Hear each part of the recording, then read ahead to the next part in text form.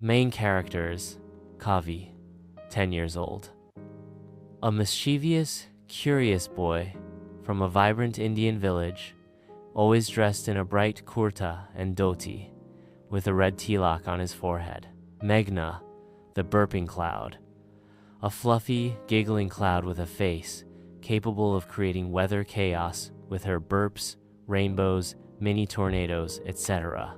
Grandma Asha, Kavi's wise grandma who wears a traditional sari and knows ancient weather lore using a kalash, sacred water pot, and barometer, like brass instruments. Relationships: Kavi loves testing grandma's patience with his antics, while she teaches him to respect nature's balance. Meghna is a playful but misunderstood force of nature who bonds with Kavi over their shared love of mischief. Central conflict: after Kavi's giant mango-induced burp accidentally summons Meghna, the cloud's chaotic burps wreak havoc on the villaging up the well, blowing off turbans and flooding the market with bubble rain.